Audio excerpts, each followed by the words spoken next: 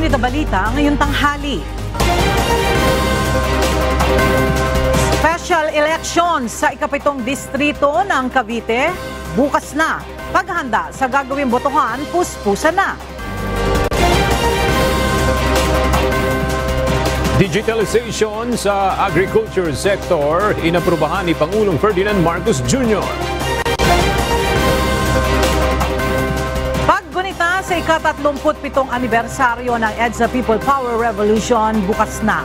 62% ng mga Pilipino naniniwalang buhay pa rin ang diwa ng EDSA People Power ayon sa SWS survey. Mga rescuers susubukang ibaba mula Mount Mayon ang 4 na labi ng mga pasahero ng bumagsak na Cessna plane gamit ang roping at bolting.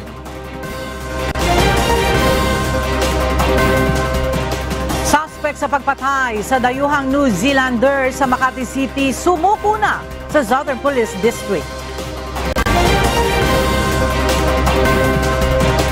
P-pop group Vision pinerform ang bagong single na Dulo sa Wish 107.5 Bus. Magandang tanghali mga kasangbahay. Ngayon po ay araw ng Biyernes, February 24, 2023. At una sa mga balita ngayon tanghali.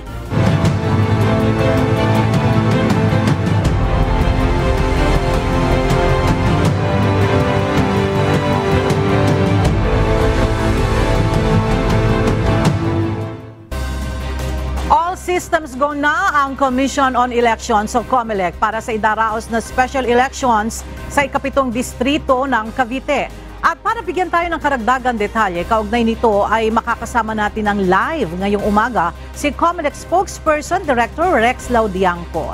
Magandang araw po, Director Laudiangco. Ito po si Luella de Cordova. Magandang tanghali po sa inyong lahat, sa lahat ng tagusubaybay ng CNews sa radyo, sa TV, sa internet, sa buong mundo. Good morning po.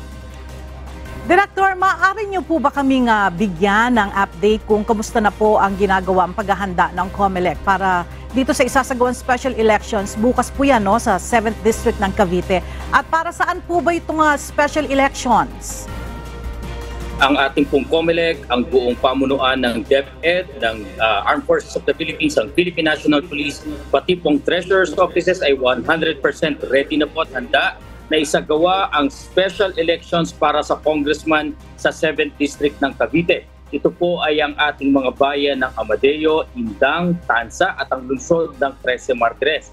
Tayo po ay magsasagawa ng automated special elections para sa congressman po ng 7th Legislative District ng Cavite bukas mula alas 6 ng umaga hanggang alas 7 ng gabi. Inaasahan din po namin na matatapos po ang halalan, pati na rin po ang bilangan at lahat po ng canvassing as early morning of Sunday po. So malalaman na po natin ang nanalo sa 4 na kandidato para sa pang-congressman mula po nitong linggo ng umagang parating po.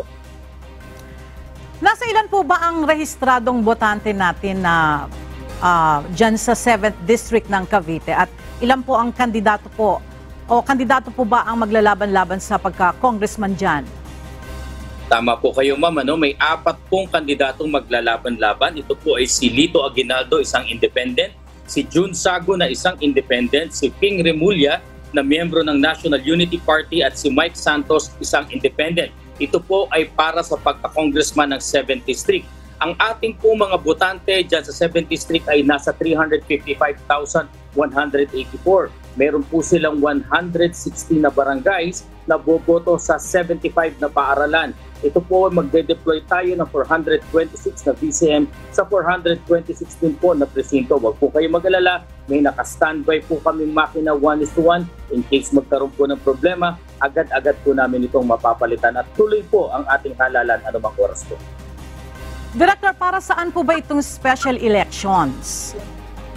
Kung matatandaan po natin, ma'am, noong nakaraang taon, nanalo po si Secretary Boying Remulla bilang kanilang representative o congressman dito. Ngunit siya po ay na-appoint at confirm na po na Secretary of Justice, kaya po dineklara ng ating House of Representatives na permanently vacant ang kanyang posisyon. At dahil dito gumana po yung provision sa ating Constitution na nagpatawag po ang ating House of Representatives ng special elections. At siya nga pong gagawin natin bukas muli po mula alas 6 ng umaga hanggang alas 7 ng hapon sa 75 paaralan. Diyan po muli sa Amadeo, Indang, Tansa at 13 Martires.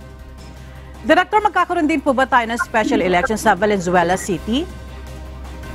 Tandaan po natin, ma'am, ang pagtawag po ng special elections ay nasa poder ng House of Representatives. So until such time po na sila ay manawagan, magkaroon ng batas, magkaroon ng pondo para sa isang special elections, tsaka lamang po kikilos ang ating COMELEC. Hanggang hindi po natin nakukuha itong opisyal na communication na to at nasa kanila po itong pagpapasya. Exclusive jurisdiction po ng House of Representatives, tsaka lang po tayo magkakaroon ng pagkilos kapag may pagtawag na.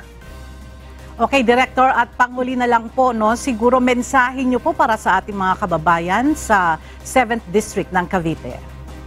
Maraming salamat po sa ating mga kababayan. Bukas na po ang inyong halalan para sa inyong congressman mula alas 6 ng umaga hanggang alas 7 ng gabi. Tayo po ay magsasagawa ng automated election system. Ang isang pong boto ninyo ay napakahalaga dahil po ang botong ninyo ay siyang puhunan ninyo para sa kinabukasan ng inyong mga bayan sa loob ng 3 taon. At ang parehong boto ay siyang sisingilin natin as return of investment para sa pagbabagong inaasahan natin magaganap. So tayo pong lahat ng mga constituents at botante ng Amadeo, Indang, Tansa at 13 Martires ay pumoto ng maaga at abangan ang resulta ng halalan para sa inyong congressman. Maraming salamat po. Alright, maraming salamat po COMELEC spokesperson, Director Rex Laudiangco sa pagpapaunlak po ng panayam dito sa UNTVC News.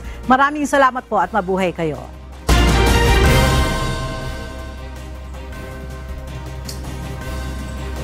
Inihahanda na ng mga guro na magsisilbing Board of Electoral Canvassers ang mga paaralan na gagamitin para sa idaraos na special election sa ika-7 distrito ng Cavite bukas. Mula sa Indang, Cavite, ang detalye ihahatid ni Benedict Samson live. Benedict, ano-ano yung mga ginagawang preparasyon ng mga guro dyan para dito sa gagawing special elections sa 7th District ng Cavite? Yes, Aga, as of now nga na nagpapatuloy yung pagsasaayos at paglilinis ng mga classroom na gagamitin nga dito para sa special election bukas sa mga bayan ng Amadeo, Indang, Tansa at 13 Martires City. Aga, dito sa Banabaterca Integrated School na ating pinuntahan kanina, kasalukuyang naglalagay ng ilaw at electric fan yung mga personnel po na naka-assign dito. Ayon sa staff ng paaralan, nasa 20 voters ang papayagang makapasok sa kada isang classroom upang bumoto. Aga, magbubukas ang botohan bukas alas 6 ng umaga hanggang alas 7 ng gabi. Bukas naman ng madaling araw, inaasahan na darating nga sa paaralan yung mga gagamiting election paraphernalia at maging yung pagpapaskil ng mga precinct number. Samantala, naglabas naman ng traffic advisory ang Cavite Police Provincial Office na kung saan asahan na ng mga motorista ang mabigat na daloy ng trapiko sa mga bayan ng Amadeo, Indang, Tansa at 13 Martires City. Panawagan naman ng Commission on Elections sa mga botante sa 7th District ng Cavite na bumoto sa gaganaping special election. Aga, maging si COMELEC Chairman Attorney George Erwin Garcia ay nagpahayag nga na boboto siya dito sa bayan ng Indang bukas. At yan muna ang ating update. Balik sa inyo dyan, Aga. Maraming salamat, Benedict Samson. Samantala, nakahanda na rin ang magiging proseso para sa gagawing random manual audit para sa special elections sa 7th District ng Cavite.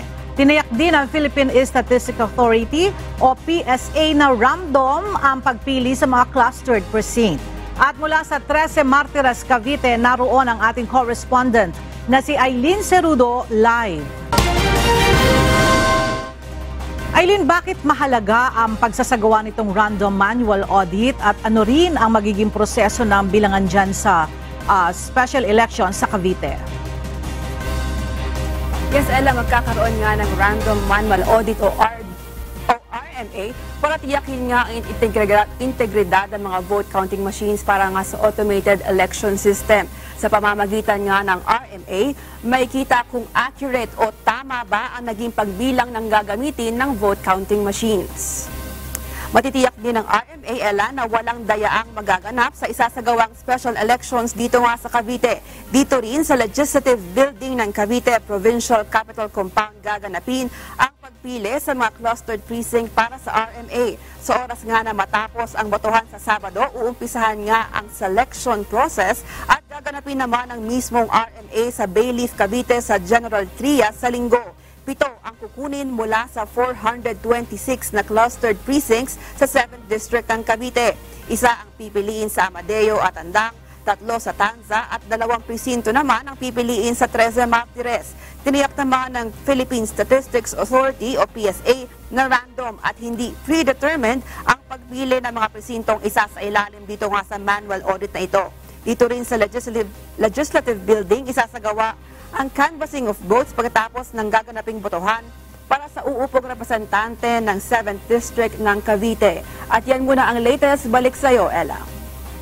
Maraming salamat, Aileen Cerudo, live na nagulat mula sa 13 Martires. Naniniwala ang Department of Trade and Industry na kayang abutin ng Marcos administration ang 1 trillion peso approved investments ngayong 2023. Inaasahan ng administrasyon na magbubunga ng trabaho at oportunidad ang naturang mga pamumuhunan. Ang detalye sa ulat ni Nel Maribuho. Umabot na sa 414.3 billion pesos ang naaprobahang pamumuhunan sa bansa ng Department of Trade and Industry Bureau of Investments as of February 9, 2023. Mas mataas ito kumpara sa 170.5 billion pesos noong nakaraang taon. Ayon kay Department of Trade and Industry Alfredo Pascual, may 344 billion pesos pa na investments na pinoproseso pa. Positibo ang Marcos government na kayang matarget ang 1 trillion peso approved investments ngayong 2023. Ayon pa kay DTI Secretary Pascual, nangangahulugan lamang ito na nagbubunga na ang ginawang pagbisita ni Pangulong Ferdinand Marcos Jr. sa iba't ibang mga bansa. Base pa sa datos ng DTI, malaking bulto ng pamumuhunan ay mula sa Germany na aabot sa 157 billion pesos. Ang The Netherlands ay may 2.7 billion pesos investment pledges. Habang ang Japan naman ay 524 million pesos, 509 million pesos sa United States at United Kingdom na may 194 million pesos. Nangunguna pa rin ang renewable energy o energy sector sa may malaking pamumuhunan. Dahil dito, naniniwala ang administrasyon na makakalikha naman ng mga investment na ito ng mga oportunidad at trabaho para sa mga Pilipino. Samantala, kinilala naman ni Pangulong Marcos Jr. ang katatagan ng relasyon ng Pilipinas at Japan, lalo na sa pagtulong ng Japan pagdating sa mga programa ng pamahalaang Pilipinas, partikular sa infrastruktura. Japan has been a friend, a neighbor, a strategic partner. Japan has been one of our steadfast partners in the efforts to realize the Philippines' transformative agenda in infrastructure, in social inclusion, in defense, to name. Ito ang binigyan diin ng Pangulo sa kanyang pagdalo kahapon sa National Day Reception para sa pagdiriwang ng 63rd birthday ni Japanese Emperor Naruhito. Nel Maribuho, UNTV News and Rescue. Diyos ang aming sandigan, serbisyo publiko ang aming pinahalagahan. Inaprobahan ni Pangulong Ferdinand Marcos Jr. ang digitalization sa agricultural sector. Ito ang naging desisyon ng Pangulo matapos ang pakikipagpulong sa Private Sector Advisory Council sa Malacanang. Mula sa Ilocos Norte, nagbabalik si Nel Maribuhok live. Nel, anong partikular na bagong teknolohiya ang nais ni Pangulong Marcos Jr. na magamit sa agricultural sector? Junior ang paggamit ng makabagong teknolohiya para sa agrikultura. Sa pakikipagpulong niya sa Private Advisory Council Agri-Sector kahapon sa Malacanang, inaprubahan ng Pangulo ang digitalization sa Farmer Registry at paglikha ng Digital Food Balance Sheet o FBS. Sa pulong, nais ni Pangulong Marcos na agad na maipatupad ang pag-digitalize sa proseso at sistema sa agri-sector at maging bahagi ng sistema ng gobyerno. Ang panukalang FBS ay inaasahan na makakapagdagdag ng kita sa mga may-ari ng maliliit na bukirin at magre-resulta naman ng dagdag savings sa gobyerno. Ang teknolohiya na ito ay ginagamit na rin sa Indonesia. Samantala, welcome kay Pangulong Marcos bilang kalihim rin ng Department of Agriculture ang rekomendasyon ng PISAC sa replanting ng coconut trees kung saan maglalaan ng 1.2 billion pesos para dito, para na rin sa training ng mga farmers sa intercropping. Ngayong araw naman ay inaasahan dadalo si Pangulong Marcos Jr. dito sa Tan-Ok ni Ilocano, Festival of Festivals dito sa Marcos Senior Stadium dito sa Ilocos Norte. At inaasahan natin na magbibigay siya ng talumpati dito sa event na ito. At tayo ay magbibigay pa rin ng update mamaya sa mga magaganap nga sa pagdalo ng Pangulo o yung aktibidad ng Pangulo dito sa Ilocos Norte. Yan muna ang ating update. Balik sa iyo, Ella. Maraming salamat, Nel Maribuhok. Maghihintay pa ng 2 buwan ng Pilipinas bago maging epektibo ang Regional Comprehensive Economic Partnership o RCEP Agreement na inaprubahan ng Senado kamakailan. Tiniyak naman ng Department of Trade and Industry na protektado pa rin ang mga pangunahing produktong agrikultura na itinatanim sa bansa. Mula sa Caloocan City, may report si Ray Pelayo live. Ray, ano ang mga hakbang o requirement na kailangan pang gawin ng pamahalaan para opisyal ng makasali ang Pilipinas dito sa bagong kasunduan sa pakikipagkalakalan? Ayon kay DTI Secretary Alan Hefty, kailangan pang maisumite o maideposito sa Association of Southeast Asian Nations o ASEAN Secretariat itong mga dokumento na tinatawag na Instruments of Ratification. Sa ngayon niya ay maghahanda naman ang Executive Department para sa Executive Agreement kung saan nakapaloob ang mga schedule ng mga produktong ibababa ang taripa. Ito rin niyang bagong pagbabatayan ng Bureau of Customs sa kanilang mga paglalabas ng mga dokumento. Narito ang bahagi ng pahayag ni Assistant Secretary Alan Hefty ng DTI. Under the agreement po, 60 days from receipt of that instrument of ratification, magiging effective na ang RCEP agreement sa Pilipinas. Ayon kay Assistant Secretary Hefty, nasa 33 tariff lines lamang ang kasama sa mga produktong babawasan o alisan ng taripa. Dahil anya sa pag-ratifika ng RCEP ay magkakaroon ngayon ng mas malawak na oportunidad ang mga exporter ng Pilipinas. Makakabili din anya na ngayon ang mga local manufacturer ng mas murang materyales. Naasahan naman ng DTI na mas makakahikayat ngayon ng investor ang Pilipinas dahil sa RCEP. So basically, sinasabi natin sa ating mga partners, possible investors na pasok na kayo sa Pilipinas, dito kayo mag-invest kasi ginawa namin yung mga necessary reforms para mas madali ang pagnegosyo nyo dito.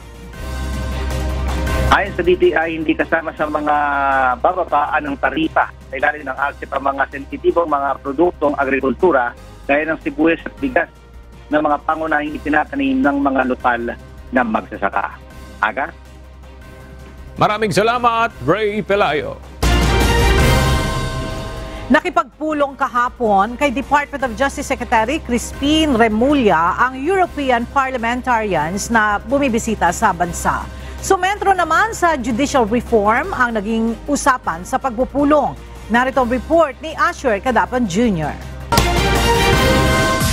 Idinitalya ni Justice Secretary Crispin Remulla ang ilang napag-usapan sa pagbisita ng European parliamentarians sa tanggapan ng Department of Justice kahapon. Ayon sa kalihim, sumentro ang kanilang pulong sa judicial reform o reforma sa sistema ng hudikatura sa bansa. Mahaba yung naging usapan namin.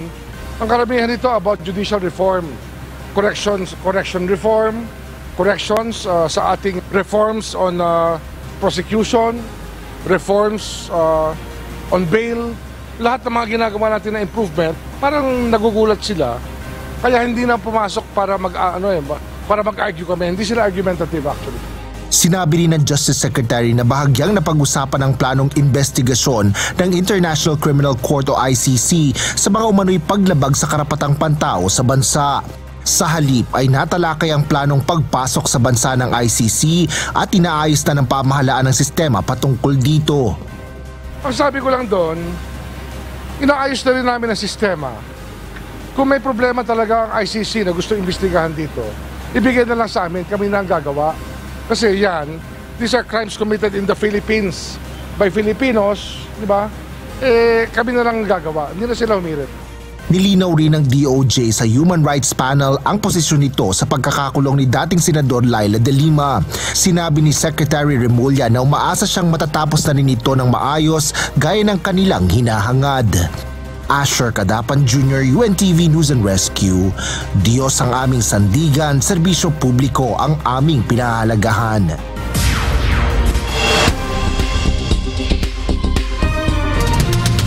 Roundup Balita.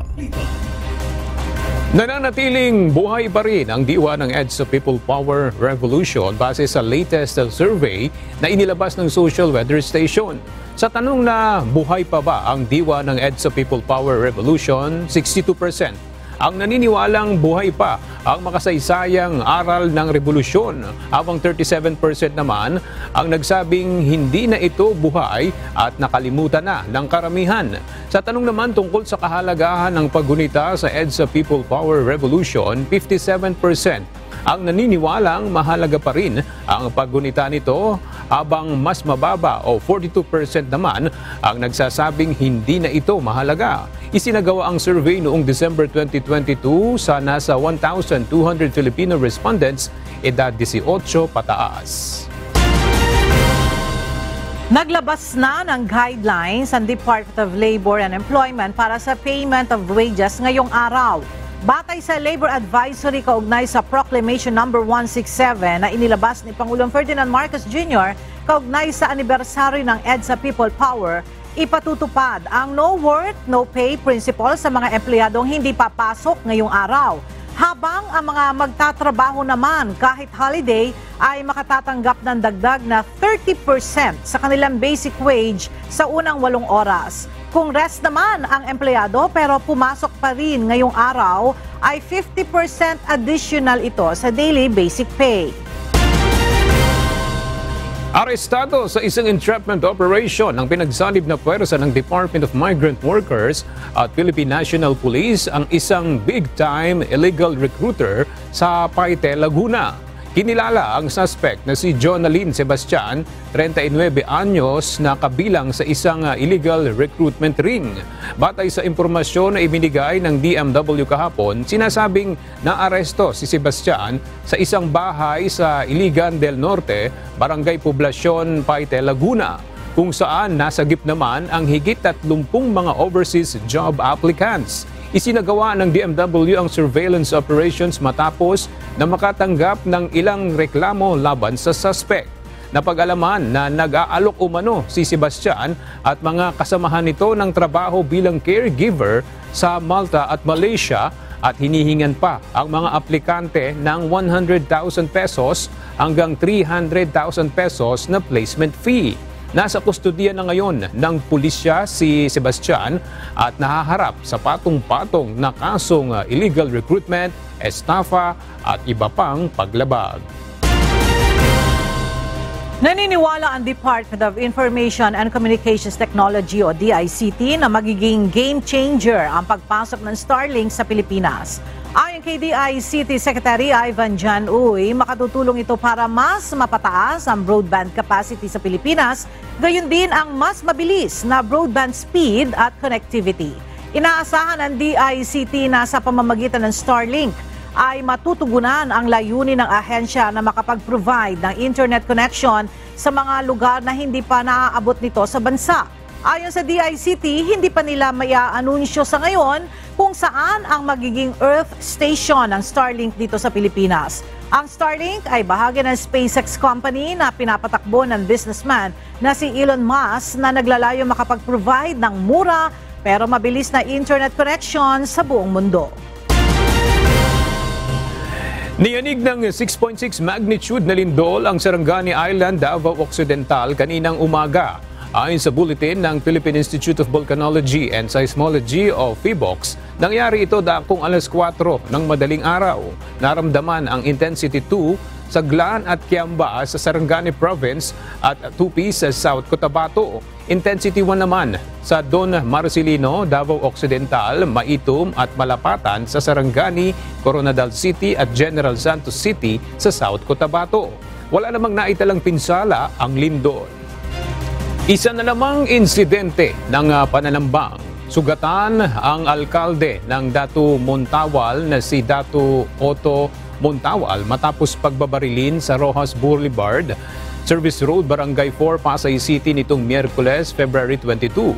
Batay sa ulat ng Pasay City Police Office, sakay ng Toyota Hi-A si Mayor Montawal at ang kanyang mga kasamahan patungo sa Hilpuyat Avenue upang dumalo sa General Assembly ng League of Municipalities of the Philippines. Nilapitan at biglang pinagbabaril ang kanilang sasakyan ng dalawang hindi patukoy na suspect. Agad na tumakas ang mga salarin habang isinugod sa Asian Hospital sa Muntinlupa City ang alkalde. Nagtamo ng tama ng bala sa braso at balakang si Mayor Montawal at kasalukuyang nagpapagaling. Nagpapatuloy ang investigasyon ng mga pulis upang matukoy ang mga suspect at posibleng motibo ng pamamaril. Patuloy ang ginagawang investigasyon ng mga otoridad sa nangyaring pananambang kay Apari Cagayan Vice Mayor Romel Alameda. Ayon sa Special Investigation Task Group, hindi pulis kundi uniforme ng sundalo ang suot ng mga suspect na nang-ambush sa Vice Mayor batay sa salaysay ng mga saksi. Ang detalye sa ulat ni Lea Ilagan.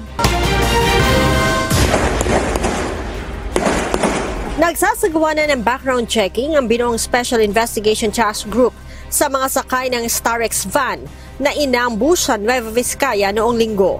Ayon kay Philippine National Police Spokesperson, Police Colonel Jean Fajardo, nais nilang malaman kung may banta ang mga ito sa buhay. Nagbabackground check po tayo, hindi lamang po kay Vice Mayor, pati na rin ma'am doon sa mga kasama po niya na napatay doon po sa sasakyan nila. Yung ating SIDG ma'am ay nagbiyahe na po papuntang Apari Cagayan at tumutulong na rin ma'am yung Cagayan Provincial Police Office. Suspect, mistula kasing nakamonitor na ang mga ito mula sa pag-alis sa Apari ng Vice Alcalde hanggang sa makarating ang mga ito sa Nueva Vizcaya kung saan sila hinarang. Isa lang ang masasabi natin sa ngayon, ma'am, na kung sino man po ang may kinalaman dito sa pagpatay po kay Vice Mayor Alameda ay meron po itong kapasidad dahil kung titignan po natin, matataas na kalibre po ang ginamit at can afford po silang manunog ng isang sasakyan. Sinabi din ni Special Investigation Task Group Supervisor, Police Colonel Jovencio Badwa Jr., na naglagay pa ng barikada o harang ang mga suspect sa dadaanan ng sasakyan ng Vice Alcalde. Yung pinangyaran ng insidente ay hindi yun pinag-check muna ng ating police. At ang police station na Pagabag is situated more or less 6 kilometers. So, malamang sa aming assumption dito is nagplanuhan itong krimen na ito. At base na rin sa mga saksi ay may nakapwesto na dalawa sa unahan malapit doon sa pinangyaring insidente at parang nag-check po dito, binilandra yung mga barricade, yung slow down. Nilalagay nating barangay tag pag pumapasok sa eskulahan yung ating mga mag-aaral. Dagdag pa ni Colonel Badwa, sinabi ng mga saksi na hindi uniforme ng pulis ang suot ng mga suspect, kundi uniforme ng Philippine Army. Nakapulpok daw sila. And so malayong mga membro ng PNP because the way they look at first ay hindi na ito base sa mga sinabi ng mga witness. Wala pa namang reaksyon ng Philippine Army kaugnay ng akusasyong ito. Lea Ilagan, UNTV, News and Rescue. Diyos ang aming sandigan, serbisyo publiko ang aming pinahahalagahan. Sumuko na sa Southern Police District o SPD ang itinuturong suspect sa panghuhold up at pagpatay sa dayuhang New Zealander sa Makati City noong February 19. Ito ay kasunod ng inilabas na larawan ng suspect kahapon ng SPD at pabuyang kalahating milyong piso sa makapagbibigay ng impormasyon sa kinaroroonan ng suspect. Mula sa Taguig City may report si Janice Inhente live. Janice, umamin ba yung suspect na siya yung nasa likod ng krimen? Aga, ayon sa Southern Police District o SPD, itinanggi ng suspect na si John Mar Manalo na siya ang nasa likod ng pang-hold up at pagbaril at pagpatay sa dayuhang New Zealander noong February 19. Gayunpaman, ayon kay Police Brigadier General Kirby Craft, District Director ng SPD, may standing warrant of arrest pa rin ito sa Branch 12 ng Malolos, Bulacan, kaya hinuli pa rin ng mga otoridad. Aniya, ongoing na ang kanilang investigasyon sa sumukong suspect.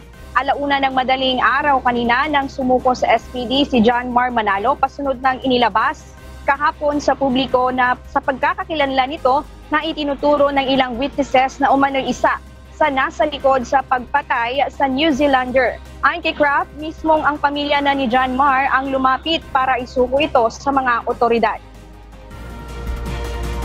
Bandang alauna po na madaling araw ay nakuha na po natin ang ating suspect at nandito na po siya ngayon sa Southern Police District custody. Meron po nga sinasabi po na tinatanggi niya yung krimen na ginawa daw niya. Ayun po ang inano na po natin sa atin pong investigasyon.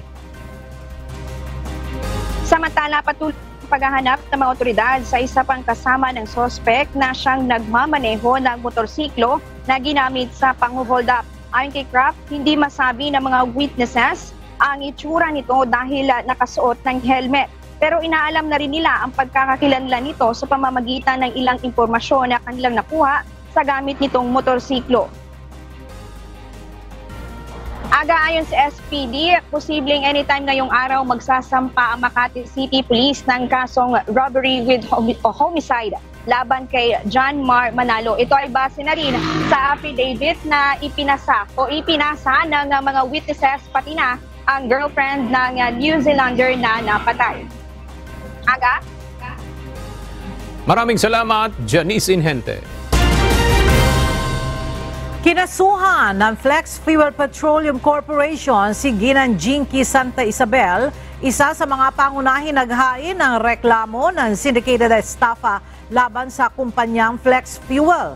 At para sa detalye, may report si Ryan Lacanlale live. Ryan, ano ang naging batayan sa isinampang kaso laban sa pangunahing complainant ng Flex Fuel na si Ginang Jinky Santa Isabel?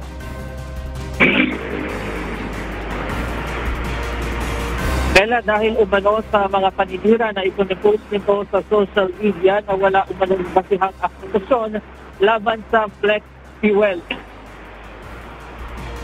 Tinampahan ng kasong cyber libel ni Bong Bedel, presidente ng Flex Fuel Petroleum Corporation, si Ginang Jinky Santa Isabel sa Taguig City Prosecutor's Office. Si Ginang Santa Isabel ang isa sa pangunahing naghain ng reklamong syndicated estafa sa Flex Fuel. Dated February 17 pa isinampa ang kaso, pero kahapon February 23 natanggap ang suspina ni Ginang Santa Isabel. Paglabag sa Section 4 ng Republic Act No. 10175 kaugnay ng Article 355 ng Revised Penal Code o Unlawful Prohibited Act of Libel. Nakahanda naman si Ginang Santa Isabel na harapin ng kaso at anya pananakot ito ng kampo ni Bedel sa mga investor ng Flex Fuel. Sa March 15 at 22, itinakda ang preliminary investigation sa kasong cyber libel sa Taguig City sa sala ni Senior Assistant City Prosecutor David Michael Go. Hinihingan ba namin ng pahayag ang kampo ng Flex Fuel Wingville dito. Saan muna latest live mula dito sa Quezon City. Balik sa iyo, Ella. Maraming salamat, Ryan Lacanlale. Hindi pa rin tukoy ng mga otoridad ang sanhi ng pagbagsak ng Cessna Plane 340A sa dalisdis ng Mount Mayon noong Sabado, February 18. Ayon sa Civil Aviation Authority of the Philippines, isa sa inaalam ngayon ay kung bakit walang black box ang Cessna plane. Ayon sa CAAP, posibleng hindi nakapasa sa weight restriction ang naturang eroplano kaya hindi ito nilagyan ng black box. Aeroplano, IGOKI requirements para magka-IGOKI black box na pick-up. So, sabi untang weight requirements. Hindi aeroplano na na-involve sa accident, they nagkaabot duman sa weight requirements na magka-IGOKI black box. So in short, dahil hindi black box. Kasama din sa aalamin ng kaap kung nakakasunod ba ang operator o may-ari ng Cessna 340A sa annual inspection. Bukod sa machine malfunction, tinitignan din ng kaap ang anggulong human error sa nangyaring aksidente.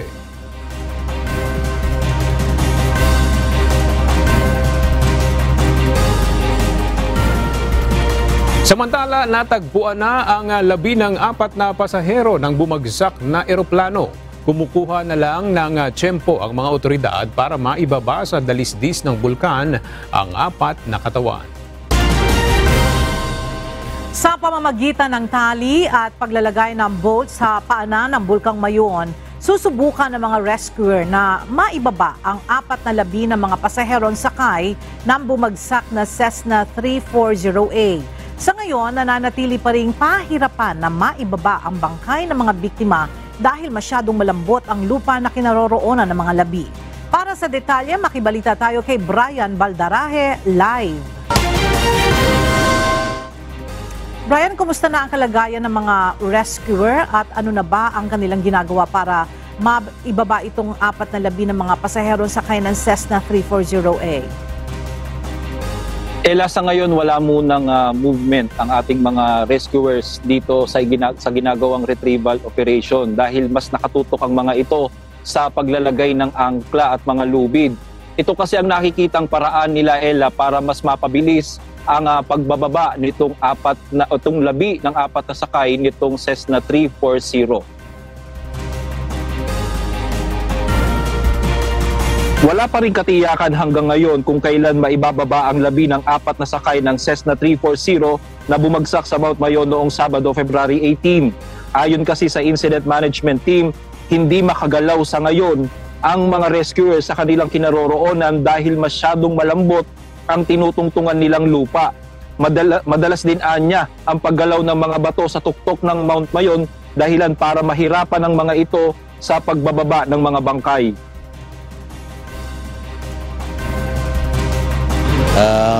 Yun na lang, hindi nila mabuhat-buhat dahil nga doon sa kuwan ng soil doon. Kumbaga hindi stable yung nalalagyan nila. Kumbaga kada galaw nila, bumababa yung mga bato na napatungan. Bukas, magtataas, maglalagay ng mga bolts, then maglalagay ng mga roofing. Ayon pa sa IMT, tumututok ngayon ang mga rescuers sa paglalagay ng angkla, vault at mga roping. Sa paraan kasing ito ang iniisip nilang pinakamabilis at pinakamaligtas na paraan para maibaba ang nasabing mga labi. Yung dadaanan nilang parang trail, napakataas yun at napakatarik. At ang pwede lang dumando na tao, isa lang, hindi pwedeng magkatabi kasi napakaliit ng dadaanan. At yung maliit na yung dadaanan, magkabilaan, matarik na bangin yun na kapag nagkamali ka at nalipad ka ng hangin, hindi ka pwedeng mabuhay doon pag nahulog ka. Yun muna. Pag naayos na yung anchor, inaayos din nila sa taas yung mga bodies, and then tama-tama yun, pwede na silang bumaba. Sa larawang ito na ibinahagi ng mayor ng Camalik Albay na si Mayor Baldo, makikita na ang matarik na dinadaanan ng mga rescuers na halos gumapang na ang mga ito habang nakakapit sa mga lubid. Kapansin-pansin din sa mga larawan ang halos zero visibility sa lugar dahil sa kapal ng hamog at ulap sa tuktok ng Mount Mayon na isa din sa nagpapahirap sa pagkilos ng mga rescuers. Dahil dyan, ito rin ang lalong nagpatibay sa desisyon ng mga otoridad na huwag nang gumamit ng chopper, kundi mano-mano na lang ang gagawing pagbababa sa labi ng 4 na sakay ng Cessna 340. So, tanggalin na natin yung Missy, i-deduct na din natin yung sa western side ng Anuling na talaga tayo by foot. Hindi feasible yung chopper kasi baka magkaroon pa tayo ng panibagong problema kapag ginamitan natin ng chopper. Hindi viable doon sa lugar. Sa huli, tiniyak ng mga nangunguna sa nasabing retrieval operation na nasa maayos na kalagayan ng mga rescuers at wala pa naman naiulat na nagkakasakit. Sa kabila nito, may mga naka-standby pa din na medical personnel at mga supply sakaling kailanganin. Tuloy-tuloy din ang ginagawang pagdadala ng LGU Kamalig ng mga pagkain sa mga rescuers sa paanan ng Bulkang Mayon. Ella. Alright, maraming salamat Brian Baldarahel live na nagulat mula sa Kamalig, Albay. Inaasahang i-repatriate ngayong linggo ng Department of Foreign Affairs ang nasa 15 Pilipino na naapektuhan ng tumamang lindol sa Turkey. Samantala, makatatanggap naman ng tig $200 o katumbas ng mahigit 10,000 piso ang bawat Pinoy na apektado ng nangyaring lindol. Ang detalye sa report ni Janice Inhente.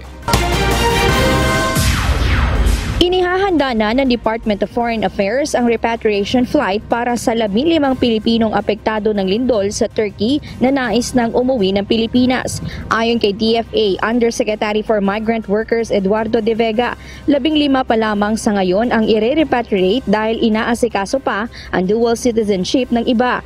Alam ko may 15 na uuwi na itong soon, no? Kung hindi itong linggo, next week. Pero ilan ang gustong umuwi ay hindi natin matitiyak yan. Bagamat nagpahayag ang ilan sa mga Pilipino sa Turkey na nais pa rin nilang manatili doon, naghahanda pa rin ang DFA sakaling madagdagan pa ang mga Pilipino na nagnanais umuwi ng Pilipinas. Tuloy-tuloy rin aniya ang pag-aasikaso sa dual citizenship ng mga ito upang maka-avail ng tulong mula sa Philippine government. Hindi na tayo magiging stricto sa requirements kasi emergency situation yon. Dapat handa tayo na marami kasi mga 200 ang tumitira doon. Sabihin natin kahit na kalahati lang ang gusto mo o kahit na 1/4, hindi 60 yun. Samantala, ayon sa DFA, nasa earthquake-affected area na muli ang mga tauhan ng Embahada ng Pilipinas sa Turkey para mag-distribute ng financial assistance sa mga Pinoy doon, kung saan bawat isang Pilipino ay bibigyan ng Embahada ng Pilipinas ng tig $200 na cash assistance. Yung Embahada ngayon mismo, di ba bumalik sila ang Ankara, ngayon mismo bumabalik na naman sila sa earthquake affected areas para mag-distribute muli ng financial assistance. $200 each family. Bukod sa Turkey, hinihintay na rin ng DFA ang report ng Embahada kaugnay sa nangyaring 6.8 na lindol na tumama sa Tajikistan kanina. Ngunit sa ngayon ay wala pa naman silang impormasyon kung mayroong Pilipino ang nadamay doon. Wala pa kami na-receive na report Wala tayong Embahada doon kaya naghahawak ng Turkey din. Hinihintay pa namin yung report. Any updates wala po? pa kami alam na casualty. Janice Inhente, UNTV, News and Rescue. Diyos ang aming sandigan, serbisyo publiko ang aming pinahahalagahan. Naghahanap ngayon ang Department of Health ng mga qualified individual na nais makapag-avail ng scholarship program na may kaugnayan sa health courses ngayong 2023. Mula sa Quezon City, may report si Gladys Toabi live. Gladys, ano-anong mga programa ang iniaalok ng Health Department at sino-sino ang pwedeng mag-avail niyan? Medical Technology, Pharmacy at Diploma in Midwifery. Ito ang free-service scholarship program na iniaalok ng Department of Health ngayong taon. Kabilang sa scholarship package ay tuition fee, book allowance, uniform, miscellaneous living expenses, board and lodging at transportation. Ang matatanggap na scholar ay kinakailangan namang bigay ng kanilang serbisyo o return service obligation sa DOH identified for the area. Ang may good moral character, nakapagtapos ng high school, senior high at mga individual na kabilang sa low-income families. Upang ma-avail ang service scholarship program ng DOH, punta lang sa pinaka-maliit na DOH Centers for Development sa inyong mga lugar para sumailalim sa initial at final screening.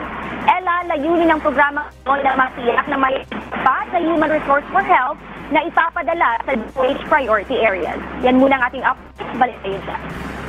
Maraming salamat, Gladys Toabi.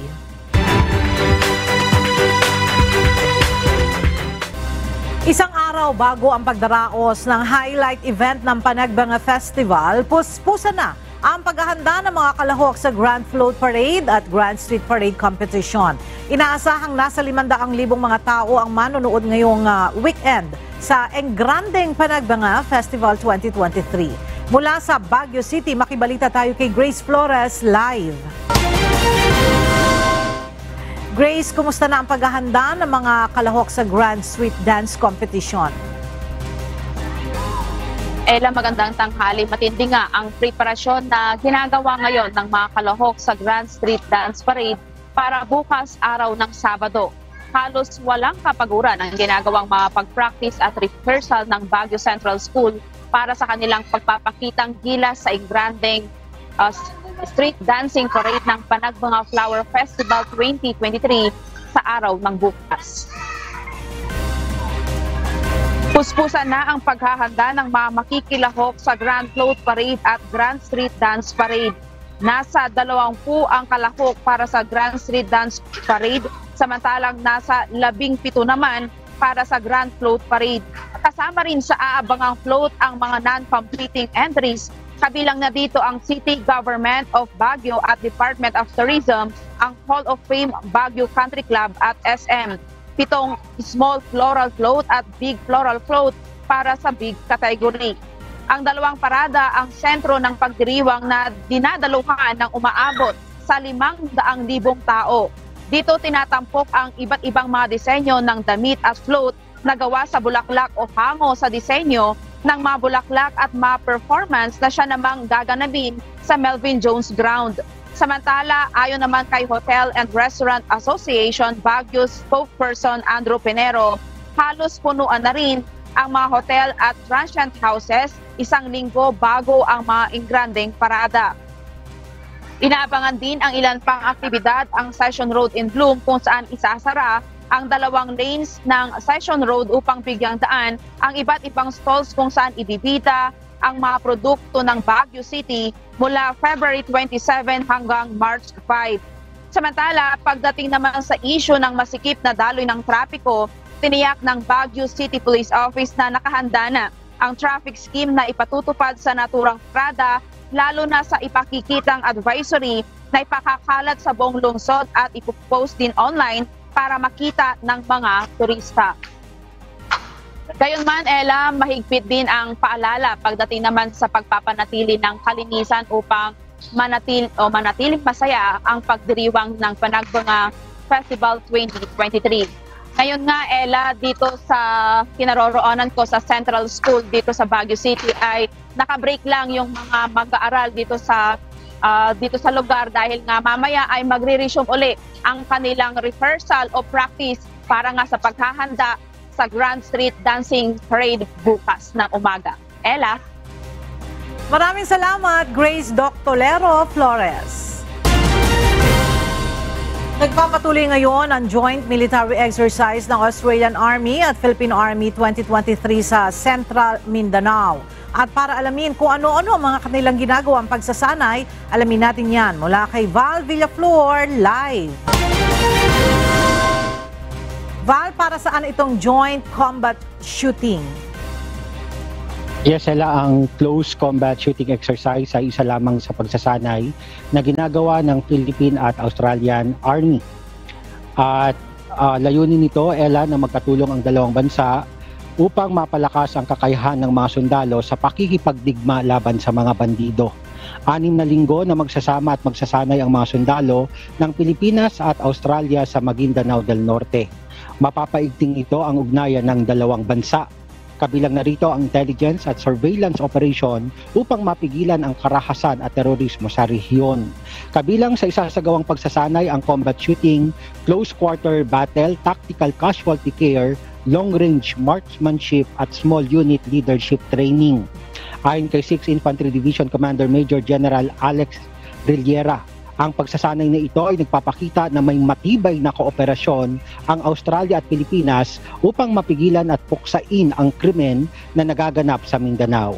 Ang military training ay nagpapatuloy sa Camp Siongco ng 6th Infantry Division ng AFP na magtatagal hanggang sa March 31. At yan muna ang latest sa Central Mindanao. Balik sa iyo, Ella. Maraming salamat, Val Villaflor.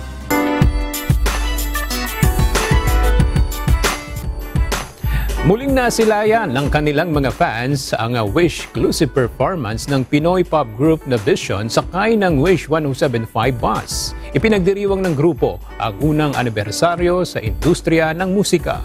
Narito ang report ni Harry Ilaga. Dinumog ng mga Vixies ang comeback performance ng P-pop group na Vision sakay na nag-iisang Wish 107 bus. Gaya ng mga nakalipas na Wish-exclusive performance, muling pinakilig ng Vision ang kanilang fans sa kanilang bagong awitin na pinamagatang Dulo. Ito ay sinulat ni Franz Robin Chua para sa unang anibersaryo ng Vision sa music industry.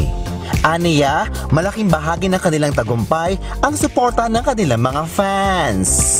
Itong kantang to is very meaningful for us kasi sa kantang to, look back namin yung journey namin as idols, P-pop idols, and yung mga hardships, and also yung relationship namin with our supporters na hindi nagkukulang lagi sa support and sa love. Sa katunayan, always present ang mga Vixies saan man mag-perform ang Vision. Ang sa tagal ng kanilang pagsasama, higit pa sa magkakaibigan ang kanilang turingan sa isa't isa. We've been part of Vixies official na po since last year. Actually, nung lumabas pa lang po sila Wish Bus din po. And then, every event po, we make sure na if hindi man po kami, we make sure po na meron po talagang representative from our fan side to support the voice po. Dahil sa pagmamahal po namin sa Vision, nagsasama-sama po kami, nagkaroon po kami ng bagong pamilya.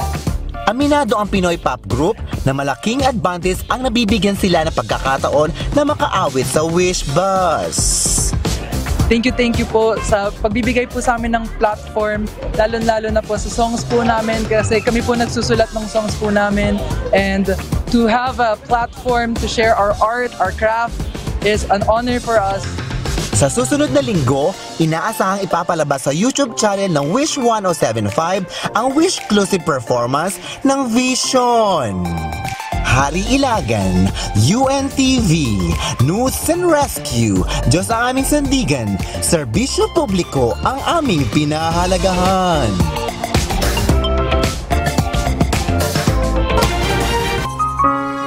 At sa ating pong iiwang mga salita ng Diyos na ating sandigan mula sa aklat ng 2 Korinto, Kapitulo 10, versikulo 18 na nagsasabi, sapagkat hindi subok ang nagtatagubilin sa kanyang sarili, kundi ang ipinagtatagubilin ng Panginoon.